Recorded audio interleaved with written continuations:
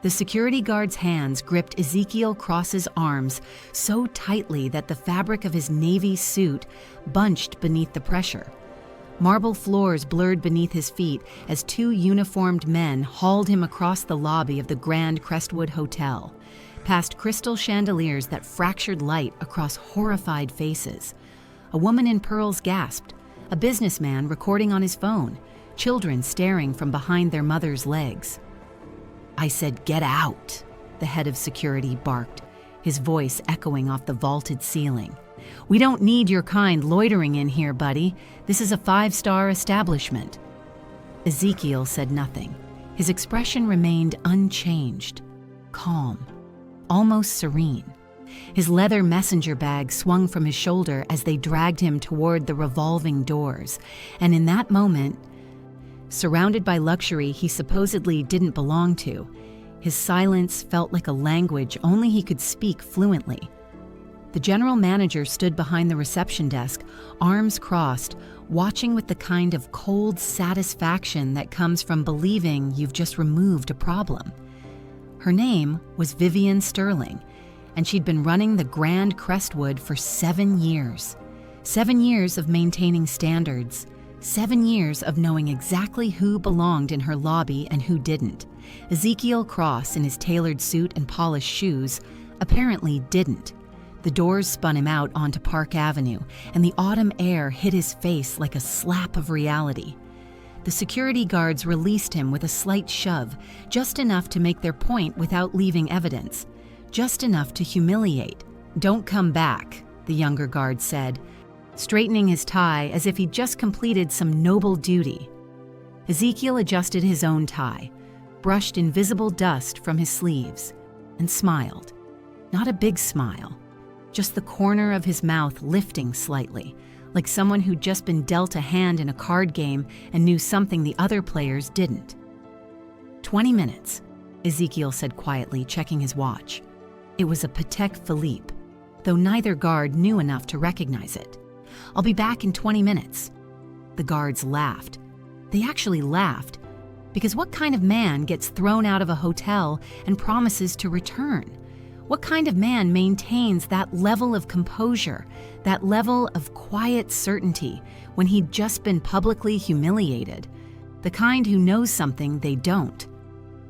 Ezekiel walked away down Park Avenue, and if anyone had been paying attention, really paying attention, they might have noticed that his stride didn't carry the weight of shame. Might have noticed that his phone came out of his pocket with the casual confidence of a man making a call he'd always planned to make. Might have noticed that his voice, when he spoke into that phone, carried the tone of someone giving instructions, not asking for help.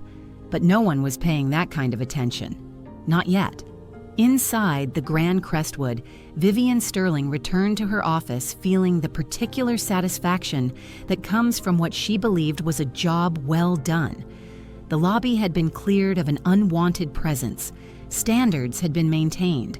Order had been restored. She had no idea that in 20 minutes her entire world would collapse.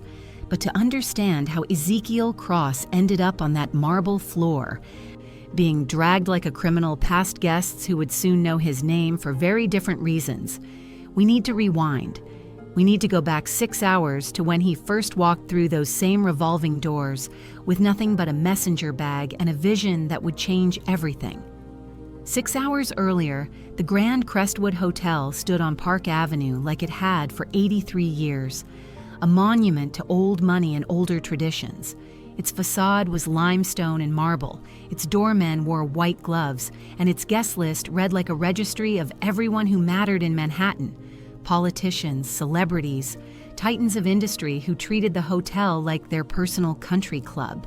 Ezekiel Cross had never stayed there, had never even been inside, but he'd walked past it 1,000 times growing up in Harlem, watching wealthy guests glide through those doors like they owned the very air they breathed. He'd watched and wondered what it felt like to move through the world with that kind of certainty, that kind of unquestioned belonging. Now, at 38, he was about to find out. He'd chosen his outfit carefully that morning. Navy suit, custom-tailored, not flashy but precise. White shirt, burgundy tie, shoes polished to a mirror shine. His father had taught him that presentation wasn't about impressing people. It was about respecting yourself enough to show up as your best self, regardless of who was watching. His father had also taught him that sometimes the world would see a black man in a suit and still only see a threat. Ezekiel walked through the revolving doors at 2 p.m, stepping into a lobby that smelled of lilies and old money.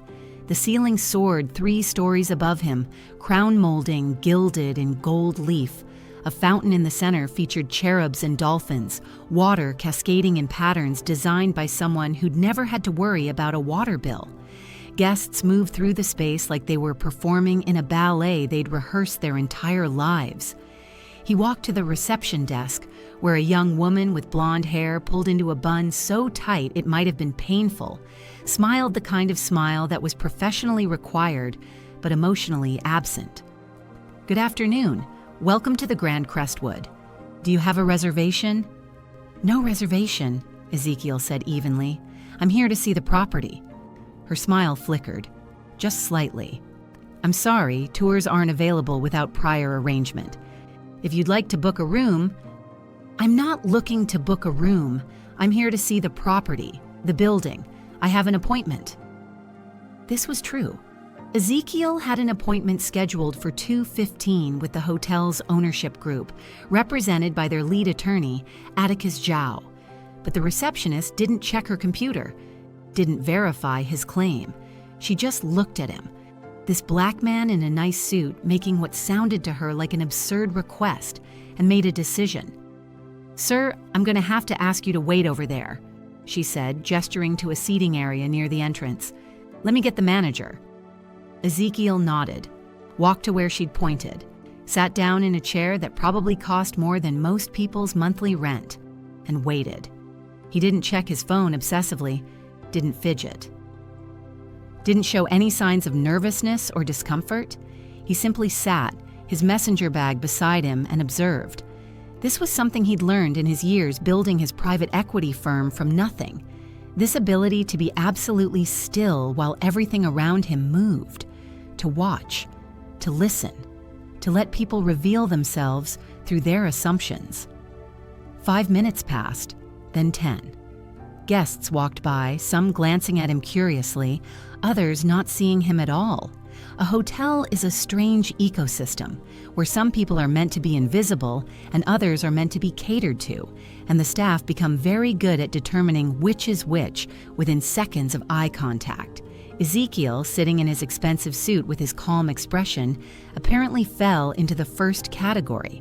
When Vivian Sterling finally appeared, walking across the lobby with the brisk efficiency of someone who'd been interrupted from something important, her expression was already set. She'd been briefed by the receptionist. Black man, no reservation, claiming he had an appointment, possibly confused, possibly looking to cause trouble, definitely not belonging. "Can I help you?" She stopped 3 feet away, didn't offer her hand. Ezekiel stood, extended his own hand anyway. "Ezekiel Cross. I have a 2:15 appointment to tour the property. I believe Atticus Zhao is expecting me." She didn't shake his hand, just looked at it for a moment, then back at his face. "Atticus Zhao doesn't work here. He represents the ownership group, and I'm not aware of any appointments today. Are you sure you have the right hotel?" "I'm sure."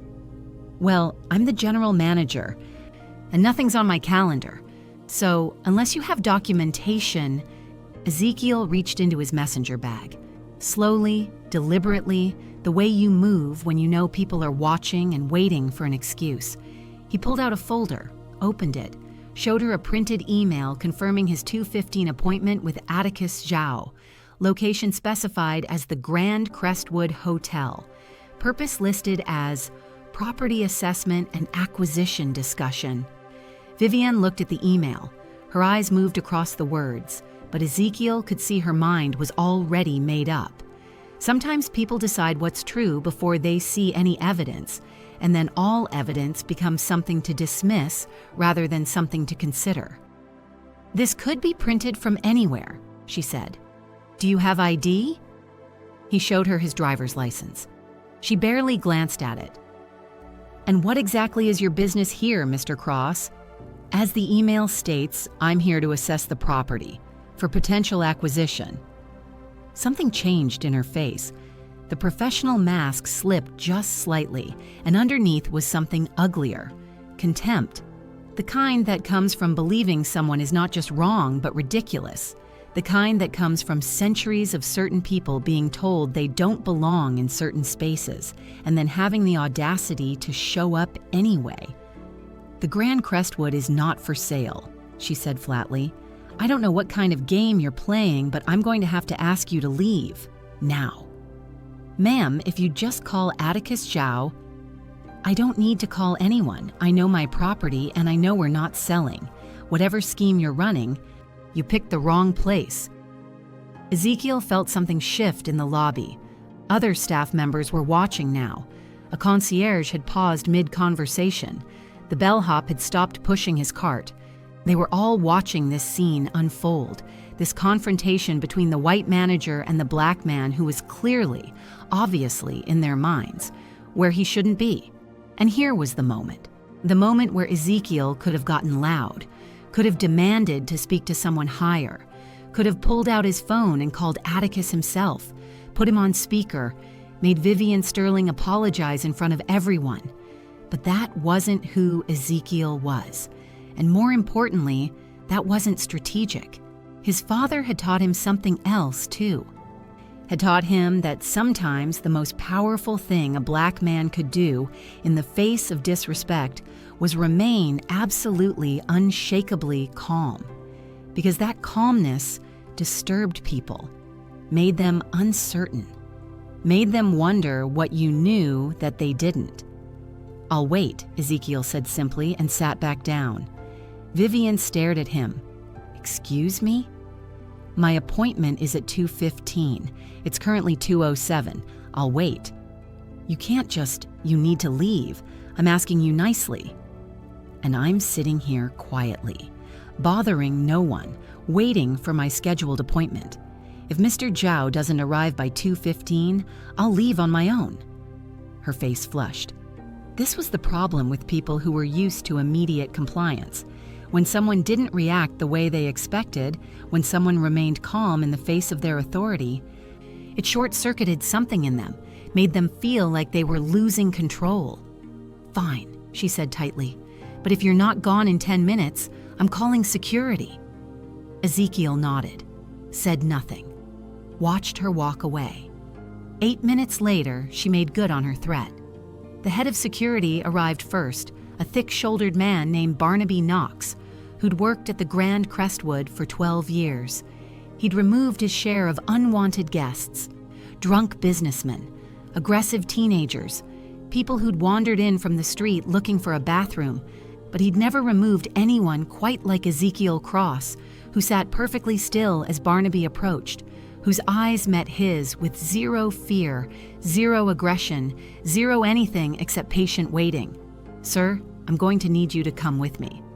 I have an appointment at 2:15. It's now 2:13. Manager says you need to leave. Let's make this easy. I'm sitting quietly. I'm not disturbing anyone. I'm waiting for a scheduled meeting. There's no legal reason for you to remove me." And there it was, that word, legal. Barnaby hesitated because Ezekiel was right. He was just sitting there, wasn't causing a scene, wasn't being loud or aggressive, was, by all observable measures, behaving exactly as any guest in a hotel lobby should behave. But Vivian was watching from across the lobby, arms crossed, and Barnaby knew what was expected of him. Knew that when the general manager said, "Remove someone," you removed them. Knew that questioning her judgment publicly would mean problems for him later. So he made a choice.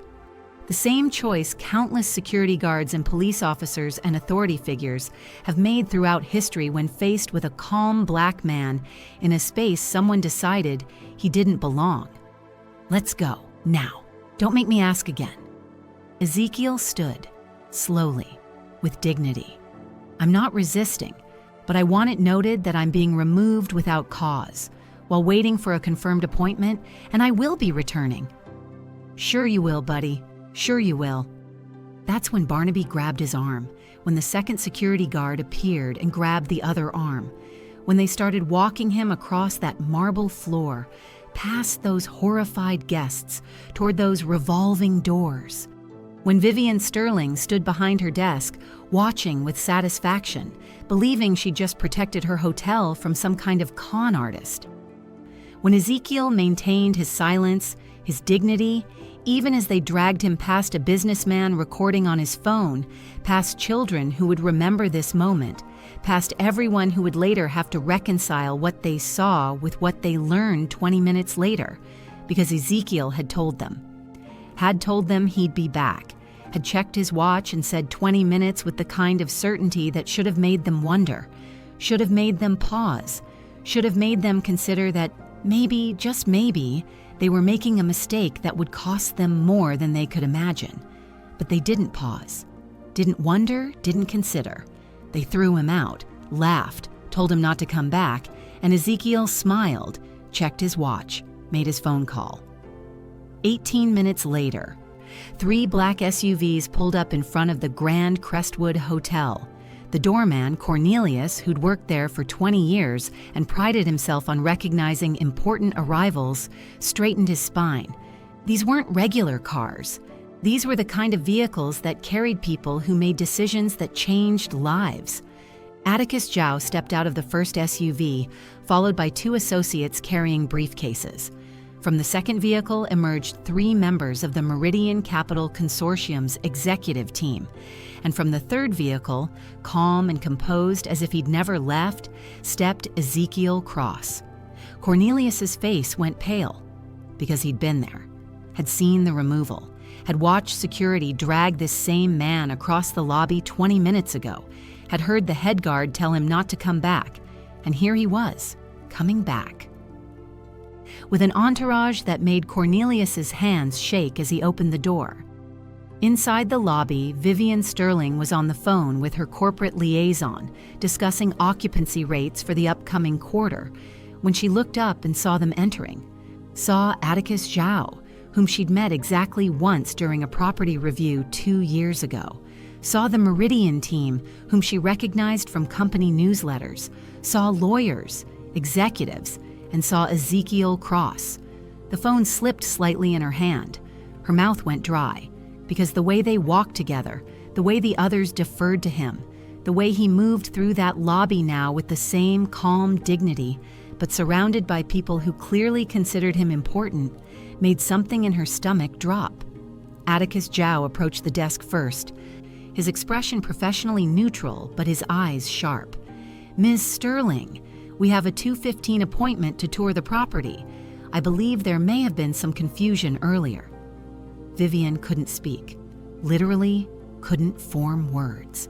Because standing behind Atticus, flanked by executives and lawyers, was the man she'd had thrown out less than half an hour ago. The man she'd accused of running a scheme. The man her security team had dragged across the marble floor. Ezekiel stepped forward. His suit was still immaculate. His expression was still calm, but his eyes, when they met hers, carried a weight that made her understand, with absolute crystalline clarity, that she had just made the worst mistake of her professional life. "Ms. Sterling," he said quietly, "shall we begin the tour? Or would you prefer to call security again?" The lobby had gone silent. Guests had stopped walking. Staff had frozen in place. Even the fountain seemed to quiet itself. Everyone was watching. Everyone had their phones out now. Everyone was recording the moment when the black man who'd been thrown out returned as something entirely different than what they'd assumed. "Mr. Cross, I didn't..." Vivian started, but the words crumbled in her throat. "You didn't know," Ezekiel finished for her. "You didn't verify. You didn't call Atticus. You didn't check my credentials. You saw a black man in your lobby claiming to have an appointment, and you decided he must be lying, must be running a scheme, must be removed." One of the Meridian executives, a woman named Octavia Beaumont, who'd been in real estate for 30 years, stepped forward. Her voice was ice. "Miss Sterling, Are you telling me that you had our potential buyer physically removed from the property? The man who's offering $840 million for this hotel? $840 million. The number hung in the air like a bomb that had been dropped but hadn't yet detonated. Vivian's face went from pale to gray. There was no way to know. He showed you an email, Atticus said, his voice measured but deadly. He showed you his ID. He told you he had an appointment with me. You had multiple ways to verify his claim. You chose not to. You chose to assume he was lying and have him physically removed. Am I understanding this correctly? Security guard Barnaby had appeared at the edge of the lobby, drawn by the commotion, and froze when he saw Ezekiel surrounded by suits and briefcases. The younger guard was beside him, and the color drained from both their faces. Ezekiel didn't look at them. Not yet. He kept his eyes on Vivian, and when he spoke, his voice carried across the lobby with perfect clarity. Every phone was recording. Every guest was watching. Every staff member would remember this moment for the rest of their careers. The Grand Crestwood Hotel, Ezekiel said, has a remarkable history. 83 years of service, thousands of guests, hundreds of employees over the decades. My own grandfather worked in the kitchen here in 1965. He was a line cook, one of the first Black employees allowed in a position that wasn't janitorial. He told me stories about this place, about the grandeur, about the standards. He paused, looked around the lobby, at the marble and gold, at the fountain and chandeliers, at all the beauty that had been built on the backs of people like his grandfather, who'd worked in shadows so others could walk in light. He also told me about how those standards were applied selectively, how certain guests got second chances, third chances, infinite patience, how others got none, how the color of your skin could determine whether a mistake was forgiven or whether you were shown the door. Literally. Vivian was crying now, quiet tears that destroyed her makeup and her composure. But Ezekiel wasn't finished. When I built my investment firm from nothing, when I went from a kid in Harlem to someone managing a $9 billion portfolio, I promised myself something. I promised I would buy buildings like this one, would transform them, would create spaces where dignity wasn't determined by assumptions, where every person, regardless of what they looked like, would be treated as if they belonged until proven otherwise, not the other way around. He turned to Octavia. The offer stands at $840 million, but I'm adding a condition. Every staff member present during my removal today will participate in mandatory bias training. Ms. Sterling will be terminated immediately. The security team will be replaced, and I want my grandfather's name on a plaque in this lobby, recognizing his years of service in the kitchen. Octavia nodded, agreed, all of it. Vivian made a sound, a small, broken noise. Please, I have 3 kids. I can't lose this job. I made a mistake. You made a choice, Ezekiel corrected gently. You saw a Black man and decided he didn't belong, decided he must be lying, decided his word meant nothing. That wasn't a mistake. That was a pattern of thinking that has consequences, and those consequences are yours to bear. He turned to the security guards. You dragged me across this floor, humiliated me in front of dozens of people, laughed when I said I'd return. You had every opportunity to pause, to verify, to treat me with basic dignity. You chose not to. Your employment here ends today. Barnaby's jaw worked. You can't just... We were doing our jobs. She told us to remove you. And when I told you I had an appointment, you didn't verify. When I said I'd be back, you laughed. When I remained calm and compliant, you still felt the need to grab me, to make a show of removing me, to ensure everyone saw me being thrown out. That wasn't doing your job. That was enjoying your power over someone you decided was powerless. Ezekiel walked to the center of the lobby, stood beside the fountain, addressed everyone watching, everyone recording, everyone who would share this moment across social media and news outlets and dinner conversations. "This isn't about revenge," he said. "This is about accountability, about creating systems where assumptions don't determine treatment, where dignity is default, where mistakes like this become impossible because the culture doesn't allow them to happen in the first place." He looked at the guests. Some were nodding. Some looked uncomfortable. Some looked ashamed, realizing they'd watched him being dragged out and done nothing, said nothing, assumed the hotel must have had good reason. "To everyone watching," Ezekiel continued, "ask yourselves what you assumed when you saw me being removed. Did you think the hotel made a mistake? Or did you think I must have done something to deserve it? Your answer to that question matters, because those assumptions, multiplied across millions of interactions every day, create the world we live in." He turned back to Atticus. "Let's do the tour. I want to see every floor, every room, every kitchen and service area. I want to meet every employee and understand how this place actually runs, because in 60 days, when this sale closes, I want to know exactly what we're transforming." As they moved toward the elevators, Ezekiel paused, looked back at Vivian, who stood alone behind the reception desk, her career crumbling around her. "For what it's worth," he said quietly, "I hope you learn from this.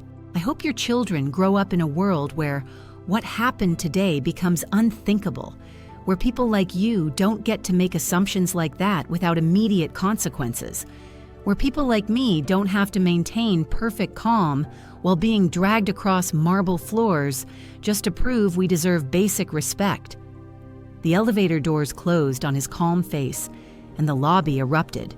Guests demanding to speak with managers, staff members crying or arguing or standing in stunned silence. The young receptionist who'd first dismissed Ezekiel sat at her desk, staring at her computer screen, realizing that her casual decision not to verify his appointment had just cost multiple people their jobs and potentially changed the trajectory of the entire hotel. And in the security office, Barnaby and his junior partner packed their belongings, their laughter from 20 minutes ago still echoing in their own ears, now sounding like the stupidest thing they'd ever done. Because Ezekiel had warned them, had told them 20 minutes, had checked his watch with absolute certainty, had smiled like someone who knew the punchline to a joke they hadn't yet realized they were part of, and they'd laughed at him. Now the entire world was laughing at them. The story went viral within hours. Video footage from multiple angles, Ezekiel being dragged out, Ezekiel returning with his team, his speech in the lobby, his grandfather's history, $840 million. Every detail spread across social media like wildfire. Some people called it justice, others called it harsh. But everyone agreed on one thing. Vivian Sterling and her security team had underestimated the wrong person. In the weeks that followed, Ezekiel did what he'd promised, bought the hotel, transformed its policies, implemented training that became a model for other properties, created a scholarship fund in his grandfather's name for hospitality workers from underrepresented communities, put that plaque in the lobby, bronze and permanent, where everyone entering would see it. The Grand Crestwood became known as the hotel, where assumptions ended careers, where dignity won, where a black man dragged across the floor returned as the owner. It became a story told in business schools and ethics classes, a reminder that in the age of cameras and social media, every interaction matters. Every assumption carries weight. But for Ezekiel, sitting in his new office on the top floor of the hotel he now owned, looking out at Park Avenue, the victory was quieter than people imagined, because he'd never wanted revenge, never wanted to destroy lives. He'd wanted exactly what he'd said in that lobby, a world where moments like that became impossible, where dignity was assumed, not questioned, where a black man in a suit was seen as potentially powerful until proven otherwise, just like everyone else. His phone buzzed, a message from his mother. "Your grandfather would be so proud." Ezekiel smiled, the same slight smile he'd worn on the sidewalk, checking his watch, knowing what came next. Because some victories aren't loud. Some victories are quiet, patient, inevitable. Some victories belong to people who maintain perfect calm while the world tries to break them, who return when told not to, who transform humiliation into institutional change. If this story moved you, if it reminded you of the power in patience and dignity, consider subscribing to Black Journal Stories. Share this with someone who needs to remember that being underestimated isn't the end of the story. It's often just the beginning. Hit that like button if you believe accountability matters, if you believe assumptions have consequences, if you believe the world changes one transformed institution at a time. Because this wasn't just about one hotel. It was about every hotel, every workplace, every space where people make assumptions about who belongs and who doesn't. It was about creating a world where what happened to Ezekiel becomes unthinkable, where dignity is default, where silence in the face of injustice becomes its own kind of power. And sometimes, just sometimes, the person you drag across the floor comes back as the person who signs your termination papers. Not because they wanted revenge, but because they wanted change. Not because they were angry, but because they were patient. Not because they yelled or fought or demanded immediate justice, but because they checked their watch and said 20 minutes and meant every word. That's the power in you. The power to remain calm when the world tries to provoke you. The power to return when you're told not to. The power to transform humiliation into institutional change, assumptions into accountability, injustice into evolution. Ezekiel Cross understood that power. His grandfather understood it. And now, sitting in that office, looking at that plaque in the lobby, watching new employees trained in new ways, seeing guests of every background move through those doors with equal dignity, he knew the 20 minutes had been worth it. Every single second.